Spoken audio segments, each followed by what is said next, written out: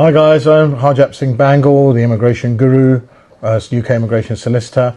You might remember in our last video that we mentioned that changes were proposed, and today those changes have been announced in Parliament by James Cleverly, the Home Secretary, and they're pretty much as we discussed the changes to immigration in order to bring down the net migration figures from 745,000 to around about 445,000, which is still more than a target. But still, the changes that have been announced are in 5 points. It's a 5-point plan. Firstly, the health and care visas, or people coming to work as care workers or care assistants, they will not be allowed to bring their dependents from next spring. So at the moment, they're allowed to bring their spouses and children under 18. That is going to stop from next spring. So they won't be allowed to bring any dependents at all.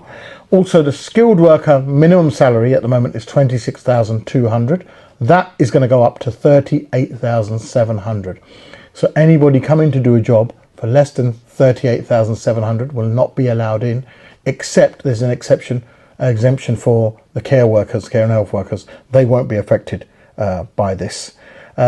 This will probably affect British businesses or people looking to hire from abroad, and they'll think twice before definitely sponsoring someone and having to pay them over 5 years, potentially up to nearly £200,000. The shortage occupation list, this is going to be this is a list of shortage occupations where they get a bit of a discount on the minimum salary. So they're going to get rid of that, the minimum salary, and for that everyone will have to be on 38,700.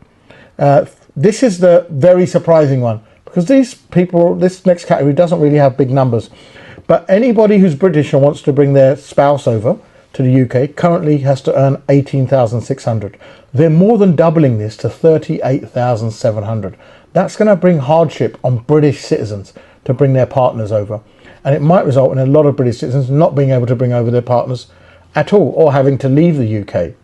Now, it's all right to stop people coming here, but then to ask people, British people, to say, right, well, you have to leave the UK, it's a bit of a controversial one, and it'll be sort of interesting to see how this one pans out. Student visas and the graduate visa. As you know, if you complete a degree here, then you get a 2-year work visa called a graduate visa. They're going to look at that and look to whether to scrap that again. Now, that was scrapped once before. It made zero difference to the figures and it was reintroduced, but now they're looking at scrapping it again. James Cleverly has said that all of this, he hopes to reduce net migration from 745,000 by about 300,000 to about 445,000, and it will cut out a lot of abuse. However, the proof is in the pudding. The important thing to remember is all these changes aren't new. They've been done before.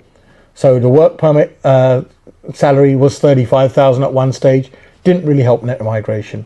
There was a cap on work permits, didn't really help net migration.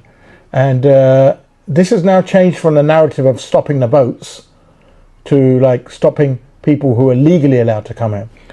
The problem with the salary being at 38,700 is this will affect the care sector and the NHS. Junior doctor's salary, as you know, they're on strike, starts at 32,000. So under this legislation, not even junior doctors can come here. So then what's going to happen? It's going to have a crippling effect on the NHS.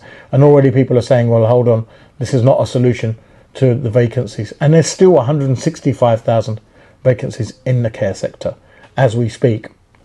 So that's the latest announcement from James Cleverly. Let's see what pans out, and let's see what happens at the election. As you know, the Tories are looking to get battered at the next election, or they're looking like they're going to lose a lot of seats. So they had to do something drastic, and this indeed is drastic.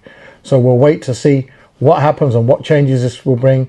Do you think this will bring migration down? Do you think this is a good move? Or do you think this is just playing to the optics of it, and it's just playing to the public vote and trying to win an election when it looks like everything is lost?